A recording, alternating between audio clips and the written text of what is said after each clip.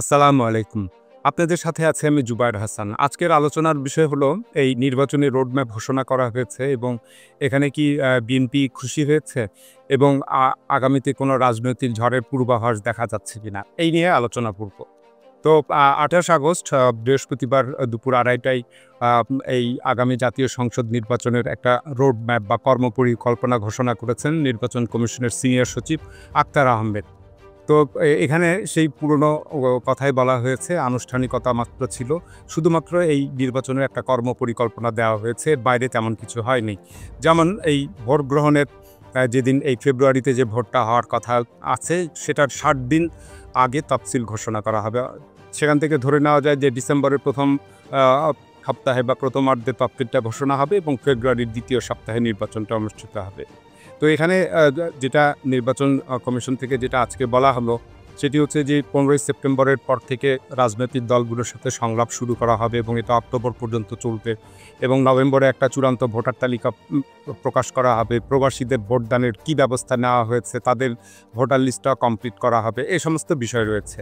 তো সার্বিকভাবে এই ২৪টা গুরুত্বপূর্ণ ইস্যু বা পয়েন্ট, এগুলোকে প্রাধান্য দিয়ে একটা রোডম্যাপ ঘোষণা করা হয়েছে বা কর্মপরিকল্পনা ঘোষণা করা হয়েছে। সেগুলোর মধ্যে রয়েছে যে এই আসন সীমানাগুলো পুনর্নির্ধারণ করা, ভোটার তালিকা চূড়ান্ত করা এবং রাজনৈতিক দলগুলোর নিবন্ধনগুলো এর মধ্যে শেষ করে ফেলা, দেশি বিদেশি পর্যবেক্ষক তাদেরকে নিযুক্ত করা, প্রবাসীদের পোস্টাল ব্যালটে কীভাবে ভোট হবে, নিরাপত্তা কৌশল, নির্বাচন কমিশনের বাজেট, ফলাফল প্রকাশটা কীভাবে হবে, ভোট কেন্দ্র স্থাপন কোথায় হবে এবং এই নির্বাচনী আইনের যেগুলো নতুন সংস্কার বা নতুন আইনটা কীভাবে আসবে, এসব বিষয় নিয়ে আলোচনা হবে।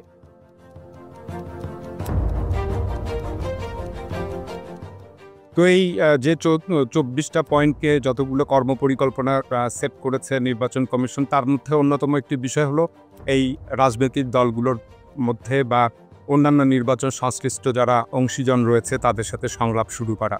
তো এখানে রাজনৈতিক দলগুলোর সাথে সংলাপ নির্বাচন কমিশন যখন করবে, তখন আসলেই নানান ধরনের বিভেদ এটা দেখা দিবে এবং এই ঐক্যমত কমিশন যেটি গঠিত হয়েছিল ৬ মাস ধরে তারা কোনো ধরনের ঐক্যমত প্রতিষ্ঠা করতে পারেনি। তো এখানে অন্যতম একটা নির্বাচন কমিশন যে অসহায় রাজনৈতিক দলগুলোর কাছে, তার একটা বড় প্রমাণ ২৪ আগস্ট দেখা গেল যখন রুমিন ফারহানার সমর্থকরা নির্বাচন কমিশন অফিসের অভ্যন্তরে একদম খোদ নির্বাচন কমিশনারদের সামনে যখন একটা মারপিটের ঘটনা ঘটলো। এতেই বোঝা যায় যে নির্বাচন কমিশন আসলে রাজনৈতিক দলগুলো সহযোগিতা না করলে তারা একেবারে অসহায়। আর এই প্রশাসনকে নিরপেক্ষ করবার একটা চ্যালেঞ্জ রয়েছে, পুলিশের ভূমিকাটা কী হবে, পুলিশকে নিরপেক্ষ করবার একটা চ্যালেঞ্জ রয়েছে এবং এলাকায় যে প্রভাবশালীদের দৌরাত্ম্য রয়েছে সেটা নির্বাচন কমিশন কিভাবে করবে, এটারও একটা বড় ধরনের চ্যালেঞ্জ রয়েছে। তো নির্বাচন কমিশনের সিনিয়র সচিব আক্তার হোসেন তিনি বললেন যে এই নির্বাচন বা ভোটকে কিভাবে উৎসবমুখর করা যায় সেই চেষ্টায় তারা রয়েছে। কিন্তু আসলে ব্যাপার হলো রাজনৈতিক দলগুলোর মধ্যে অনৈক্য থাকলে কখনোই এই নির্বাচনটা উৎসবমুখর পরিবেশের মধ্যে আসবে না। তো আমরা লক্ষ্য করছি যে বিএনপি বনাম জামাতে ইসলামী, এনসিপি এবং ইসলামিক শাসনতন্ত্র আন্দোলন, এই দলগুলোর সঙ্গে বিরাট একটা বিভেদ রয়েছে এবং মাঠের বক্তৃতায় সেটা প্রতিফলিত হচ্ছে এবং বিএনপি ক্রমাগতভাবে জামাতে ইসলামের উপরে কথার আক্রমণ চালিয়ে যাচ্ছে। জামাতে ইসলামেও পাল্টা তারা উত্তর দিচ্ছে। এরকম একটা খুব বিক্ষুব্ধ পরিবেশ চলছে। বিএনপি মূলত এই যে জুলাই সনদকে এখনই তারা কোনো সাংবিধানিক মর্যাদা বা আইনগত ভিত্তি দিতে রাজি নয়। তারা এই নির্বাচন হয়ে সরকার গঠনের পর বা সংসদ গঠিত হবার পর তারা এই বিষয়টা ২ বছরের মধ্যে করবে, এরকম একটা তারা মতামত দিয়েছে। কিন্তু আরও যে বিষয়গুলো রয়েছে সেটি হচ্ছে যে কতগুলো একেবারে মৌলিক যে সংস্কার রয়েছে সেখানে বিএনপি নোট অফ ডিসেন্ট বা ভিন্ন মত প্রদান করেছেন। যেমন এই ১০০ জন সিনেটর কিভাবে নির্বাচিত হবে, এখানে বিএনপি বলছে যে ৩০০ জন নিম্নকক্ষের যে সংসদ সদস্য নির্বাচিত হবে তারাই এই ১০০ জন সিনেটর নির্বাচিত করবে। অর্থাৎ সেই পুরনো একটা ব্যবস্থায় ফেরত যাচ্ছে যেখানে নারী সংরক্ষিত ৫০ জন নারী সংসদ সদস্যরা তারা এই ৩০০ জন নিম্নকক্ষের সংসদ সদস্যদের দ্বারা নির্বাচিত হতেন, যাদেরকে অনেকটা ব্যঙ্গাত্মক অর্থে বলা হয় যে ৩০ সেট বা ৫০ সেট অলংকার। তো এই সিনেটটাও কার্যত কখন যদি বিএনপির প্রস্তাব মতো হয় তাহলে এটা হয়ে পড়বে যে একটা অলংকারিক পদ এবং এই নিম্নকক্ষের এরাই দলীয় ভিত্তিতে সিনেটরদের নির্বাচিত করবে এবং এটার আর তখন কোনো মূল্য থাকবে না। তো এখানে আরেকটা বিষয় বলে রাখা দরকার যে জুলাই সনদটার এর মানেটা কি। এ যাবৎ যতগুলো সংস্কার প্রস্তাবিত আকারে এসেছে এবং সেগুলোকে একত্রিত করে সেই পূর্ণাঙ্গ একটা সংস্কার, এটাই মূলত জুলাই সনদ। এটা নিয়ে অনেকের মধ্যে বিভ্রান্তি হচ্ছে যে জুলাই সনদটা কি। আসলে যতগুলো সংস্কার কমিশন যতগুলো সংস্কারের প্রস্তাব করেছে এবং রাজনৈতিক দলগুলো যেসব জায়গায় একমত হয়েছে বা নোট অফ ডিসেন্ট দিয়েছে, সেগুলোকে একত্রিত আকারে পেশ করার নামই হচ্ছে জুলাই সনদ।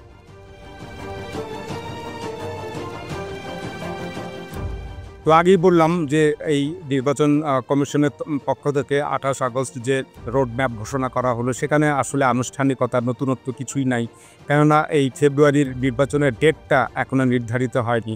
আর যদি ফেব্রুয়ারিতে নির্বাচন হয় তাহলে স্বভাবত যে প্রক্রিয়া আছে ৬০ দিন আগে একটা তফসিল ঘোষণা করা হবে। এটাই একটা গতানুগতিক পরিস্থিতি দাঁড়িয়েছে। কিন্তু এই মাত্র আর ৪ মাস বাকি আছে। এই এতগুলো কাজকে এই ৪ মাসের মধ্যে বিরাট কাজ বাকি রয়েছে, সেটা নির্বাচন কমিশন শেষ করতে পারবে কিনা, এটা একটা বড় প্রশ্ন দেখা দিয়েছে।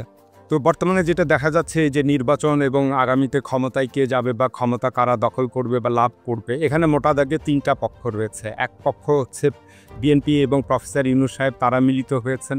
দ্বিতীয় যে পক্ষটা জামাত, এনসিপি, ইসলামিক শাসনতন্ত্র আন্দোলন এবং আরও অন্যান্য কিছু দল, তারা আরেকটি ভিন্ন পক্ষ। আর তৃতীয় যে পক্ষ হচ্ছে ভারত এবং আওয়ামী লীগ মিলে, এটা একটা তৃতীয় পক্ষ। তো এই ৩টা মোটা দাগে পক্ষ রয়েছে এই ক্ষমতা লাভ এবং নির্বাচন ইস্যুতে। তো বিএনপি এবং প্রফেসর ইউনূস সাহেব এখন চাচ্ছেন যে কোনো মূল্যে সংস্কার হোক বা না হোক, একটা নির্বাচন ফেব্রুয়ারিতে হয়ে যাক। এবং এটা অনেকটা জোর করে কন্যা বিয়ে দেওয়ার মতো, যে এটা রাজি থাক বা না থাক, নির্বাচনটা হতেই হবে। এখানে জুলাই সনদটা মুখ্য নয়, এবং সংস্কার এবং সংবিধান সংশোধন এগুলো পরে দেখা যাবে। অন্যদিকে জামাত, এনসিপি এবং ইসলামিক শাসনতন্ত্র আন্দোলন, তারা গণভোট চাইছে।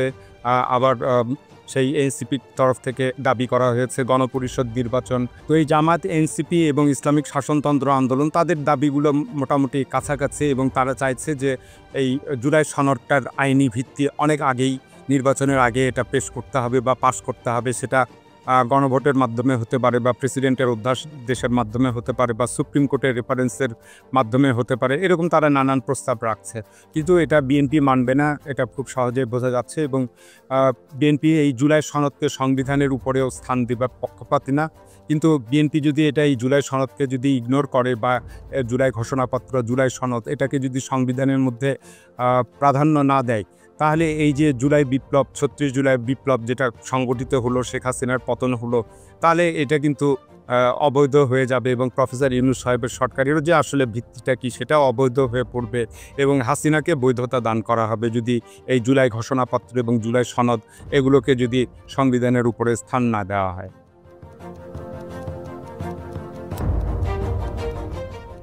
এদিকে ভারত এবং আওয়ামী লীগ, তারা একটা তৃতীয় পক্ষ, এবং এখানে ভারত এবং আওয়ামী লীগ দুইটা পরিকল্পনা নিয়ে তারা আগাচ্ছে। একটা হচ্ছে যে এই নির্বাচনের মাধ্যমে কোনোভাবে আওয়ামী লীগকে বা শেখ হাসিনাকে পুনর্বাসন করা যায় কিনা, এটা তাদের একটা লক্ষ্য।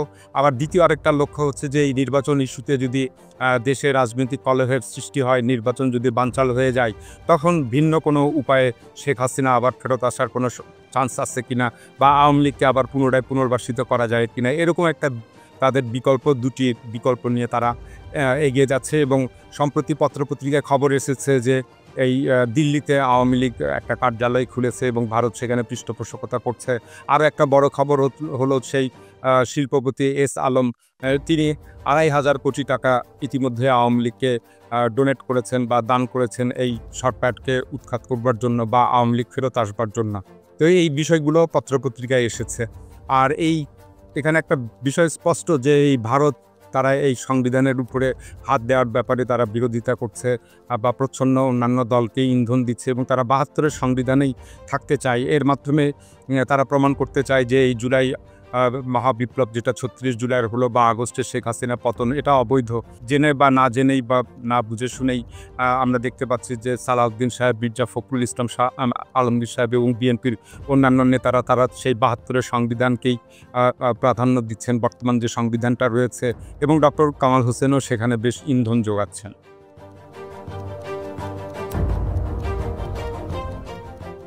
তো এখানে এই যে ৩টা পক্ষ রয়েছে নির্বাচন এবং ক্ষমতা লাভের কেন্দ্র করে, এখানে আরও দুটো পক্ষ রয়েছে, সেটাকে সাব পক্ষ বা উপদল বলা যায়। তার মধ্যে একটি হচ্ছে যে বাংলাদেশ আর্মি বা সেনাবাহিনী বা সেনাপ্রধান, তাদের ভূমিকাটা কী হবে এটা এখনো স্পষ্ট না। এবং এই সেনাবাহিনীর রোলটা প্রকাশ্যে কখনো বাইরেও আসে না, অভ্যন্তরের কী হচ্ছে সেটা সাধারণ মানুষের বুঝবার ক্ষমতা নাই। আর আরেকটা জিনিস আমরা দেখতে পাচ্ছি যে মার্কিন যুক্তরাষ্ট্রের বিরাট বড় তৎপরতা, মার্কিন রাষ্ট্রদূত বিভিন্ন জায়গায় প্রকাশ্যে তারা নির্বাচনের ব্যাপারে নসিহত করছেন, সংস্কারের ব্যাপারে নসিহত করছেন। ঐকমত্য কমিশনের আলী রিয়াজের সঙ্গে মার্কিন রাষ্ট্রদূতের একটা বৈঠক হয়েছে। প্রধান নির্বাচন কমিশনারের সাথে একটা বৈঠক হবার কথা ছিল, কিন্তু এটা শেষ মুহূর্তে বাতিল হয়েছে। হয়তো সুবিধাজনক সময় আবার একটা হবে। তো এই মার্কিন যুক্তরাষ্ট্রের একটা লাগামহীন তৎপরতা দেখা যাচ্ছে, যেটা নির্বাচনের বা অন্যান্য সংস্কার বিষয়গুলোকে তারা ডিকটেট করছে। তো এমনিতেই এই দেশের সাধারণ মানুষের মধ্যে বা জনগণের মধ্যে অনেকগুলো সন্দেহ, অবিশ্বাস, আস্থাহীনতা দেখা দিয়েছে। বিশেষ করে 13ই জুন লন্ডনে যখন তারেক সাহেব এবং প্রফেসর ইউনূস সাহেবের মধ্যে বৈঠক হলো, তখন নানান মানুষ এটাকে নিয়ে এই আগামী নির্বাচনকে নিয়ে সন্দেহ প্রকাশ করছে। কেউ কেউ ভাবছেন 2008 সালে যেভাবে আওয়ামী লীগকে ভারত এবং যুক্তরাষ্ট্রের সহায়তায় ক্ষমতায় বসিয়ে দেওয়া হয়েছিল নির্বাচনের নামে, ঠিক সেরকম একটা নির্বাচনের মাধ্যমে এইভাবে বিএনপিকে ক্ষমতায় একটা সাধারণ নির্বাচনের মাধ্যমে বসিয়ে দেওয়া হবে কিনা। তো এই নিয়ে একটা মানুষের মধ্যে সন্দেহ রয়েছে, এবং বিশেষ করে বিভিন্ন বিএনপির বাইরে যারা রাজনৈতিক দল রয়েছে তারা একটা আস্থাহীনতায় ভুগছে। তো এই জন্য এই রাজনৈতিক অনৈক্য এটা যদি দূর না হয়, তাহলে এই নির্বাচনের রোড ম্যাপ ঘোষণা করে লাভ হবে না, বরং এটা একটা রাজনৈতিক ঝড়ের পূর্বাভাসের লক্ষণ হিসাবে পরিগণিত হবে। তো সব শেষ কথা হলো যে আসলে এই রাজনৈতিক দলগুলোর মধ্যে সংলাপ এবং তাদের মধ্যে ঐক্য স্থাপনের এটার কোনো বিকল্প নাই, এবং এটা বিএনপি নিজেও বোঝে যে আসলে এই রাজনৈতিক অনৈক্য থাকলে নির্বাচনটা প্রশ্নবিদ্ধ হবে। কেউ হয়তো নির্বাচনে অংশগ্রহণ করবে না। তখন বিএনপি যদি সরকার গঠন করে, আরেকটা সরকার গঠনের পরদিন থেকে নতুন করে একটা আন্দোলন সংগ্রাম শুরু হবে। তো বিএনপি এই জটিলতাগুলো সে খুব ভালো করে বোঝে। তারপরেও বিএনপি এই নির্বাচনের রোড ম্যাপকে স্বাগত জানিয়েছে বা খুশি হয়েছে। আসলে এই খুশির ভাবটা একটা ওপরে খুশির ভাব। বিএনপিও জানে যে আগামীতে অনেক ধরনের রাজনৈতিক জটিলতা তৈরি হচ্ছে এবং অনেক রাজনৈতিক সংকট তৈরি হচ্ছে এবং রাজনৈতিক ঝড়ের পূর্বাভাস দেখা যাচ্ছে। এখন এ পর্যন্তই। আল্লাহ হাফেজ।